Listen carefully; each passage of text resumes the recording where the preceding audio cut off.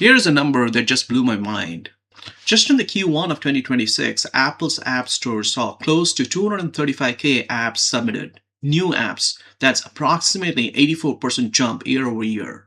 Now, are these apps really attracting users? Are they gaining traction? Here's what I think. Vibe coding has really made it easier to ship products much faster than before. You don't have to be an expert in coding. In fact, you don't even need to know coding. With AI-enabled tools like Claude, Copilot, here are the stats.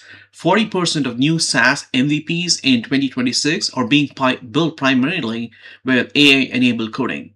And 63% of the people using these tools have zero coding background.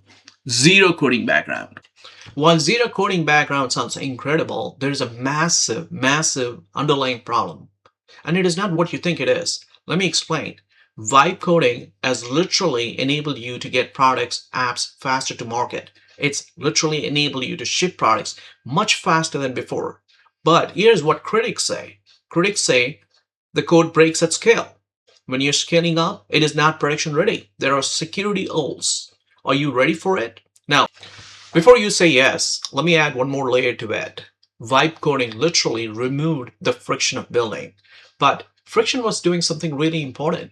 It forced us to think, is the problem worth solving? Today, we have close to 235,000 apps in the Apple App Store. That is just in the Q1 of 2026. Now, do you think these apps are solving real-world problems? Or are they just simply solutions waiting for problems to happen? Think about it. I hate to break this to you. There is a name for it. It's a disease, and it's called the solution-first thinking. It's always existed, and now it's just spreading everywhere. Developers and founders resisted this disease in the past, but now with access to tools like Cursor, Claude Code, it's just spreading again. So what exactly is the fix? I'm going to give it to you. It's a simple 3-question that enables you to really filter out, does an idea really exist in paper, or is it really worth building and getting it to market? Okay. Now, think about it and take it seriously. If you cannot answer these questions, or if you don't have access to these 3 questions, don't even think about building. Get answers to these questions first. Let's move on to questions. Question number 1. Do you know who you're building for? In other words, who is your target customer? Have you identified your target customer persona? If not, do that. Get to that first. The answer for that question could not be something like, my customer is a small and medium business owner, or my customer is someone that wants to lose weight, and so I'm going to go build a weight loss app.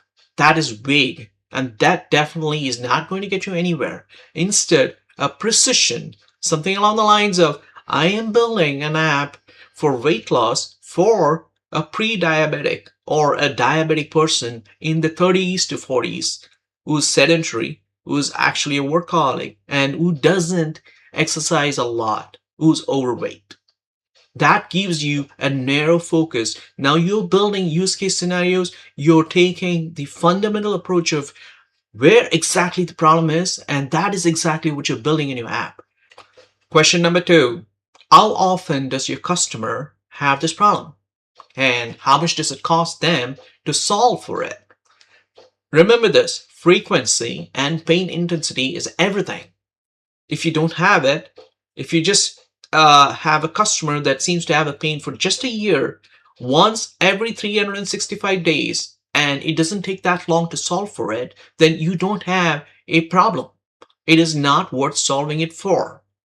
So keep that in mind. Frequency, pain intensity is everything. If you want to build something, and if you want to build something meaningful and find traction and repeatable users, frequency and pain intensity. Remember that.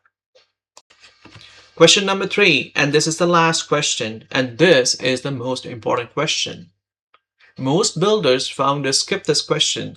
Forgetting this question means you're building something which your customers will never pay for. So the real question is, what are they doing about it right now? In other words, you have identified a customer. Is your customer actually taking steps to solve for that problem? And what is it? Is a customer using a spreadsheet? Is the customer using a clunky third-party tool, some kind of a 90s enterprisey tool that you think you can build a better option for?